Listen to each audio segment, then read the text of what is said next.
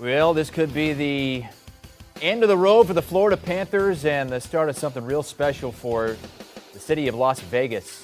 Could they get their first major professional sports trophy tonight? The Golden Knights trying to clinch this thing tonight in Game 5 on home ice. Let's go to Vegas. And Sportsline hockey expert Todd Furman joining us with some picks and props. The big question mark going into this one is Matthew Tkachuk's status. Is that baked into the line here with the Golden Knights almost minus 200 at home? It's around minus 190 right now. Yeah, it's getting out of control right now, Chris. When you look at where this number opened in the wake of the Golden Knights going up 3-1 after their Game 4 performance where they staved off that late rally from the Florida Panthers, suddenly we're talking about this number approaching $2. And we don't have an official designation on Matthew Tkachuk, as you mentioned. But when you read the tea leaves, even if number 19 is out there tonight for the Florida Panthers, you wonder what kind of contributions he's going to be able to make. He only logged 4 shifts in the third period of that pivotal game down there in Sunrise. Now, granted, he was out there for the final 2.5 minutes, but looked like a shell of himself. And the one thing that stands out to me more than anything else is the fact that the Panthers have actually issued an injury designation, which is something you never see in the NHL postseason. Look, if this was the middle of December on a Tuesday or Wednesday night, there is no doubt in my mind that Matthew Tkachuk would be shelved for the game. But given everything that's at stake, I imagine he's going to try and go. Maybe they elect to use him on special teams only or in certain situations if they need that late goal. But asking him to log a full workload feels like a leap of faith. Unfortunately for the Panthers, though, he's not the only one banged up. Anthony Duclair missed some time in Game 4 as well. We know Brandon Montour hasn't been 100%, so it's really becoming a war of attrition for a Panthers team that relies on a lot of their top players to make a difference on games of this magnitude.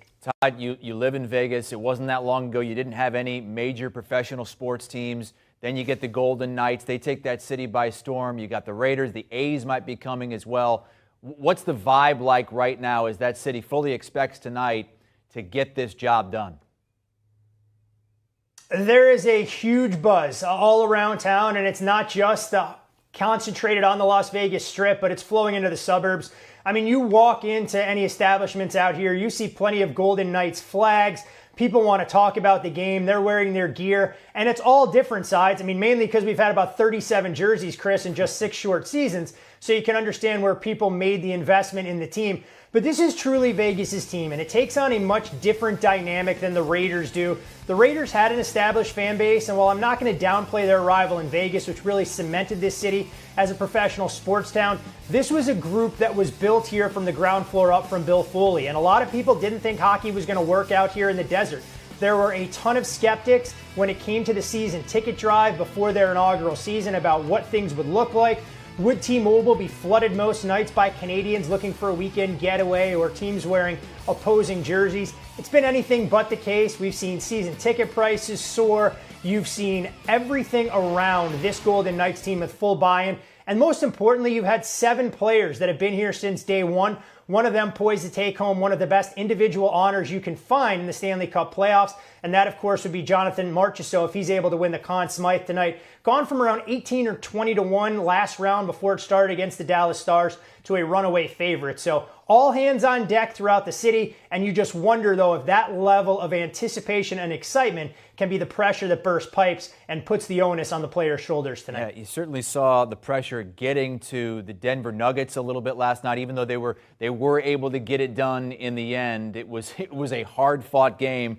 Expect the Florida Panthers to come out and try to get this thing back to South Florida. How do you see it going down? You got to pay a hefty price if you want the Golden Knights on the money line.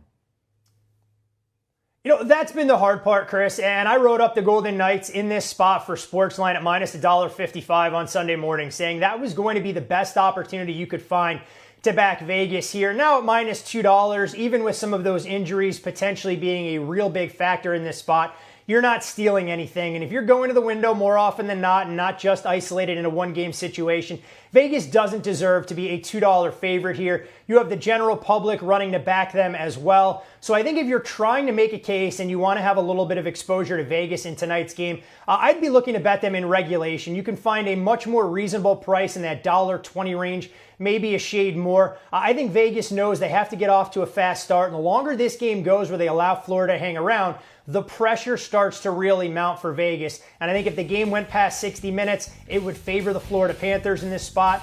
The other angle that might be worth taking in this particular spot, would be going under the total at 6. That I think the number is going to trend to. People typically shy away in these elimination type scenarios because of the fear that, look, if the Panthers are chasing a late deficit, they're going to pull their goalie, and you may have to dodge a couple of empty netters. But when you look at the way Vegas has performed in these closeout spots, it's been a focus on their defensive efforts, and it honestly wouldn't shock me if they get out of T-Mobile tonight with a win by a scoreline of 3-0 or 4-0. So wait for that 6. That would become the key number here, and I think under makes an awful lot of sense. Okay, under that 6 if you can get it there, and in regulation is a much less steep price to pay, minus 115. How about a prop for tonight's game? What is your top player prop?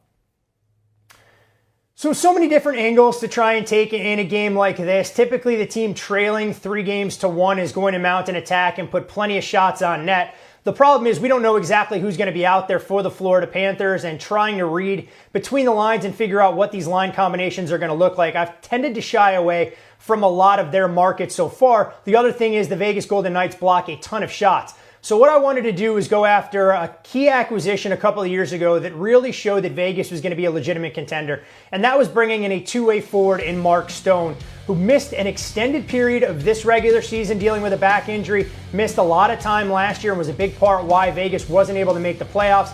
You look at what Mark Stone has done so far this series. 2 goals so far. He was held without a shot in Game 4, but before that, in the first 3 matchups, he had 13 shots through those 3 games. Stone is the key cog on the first power play unit, a willingness to go to the front of the net, get some of those greasy goals, and provide a little bit of traffic.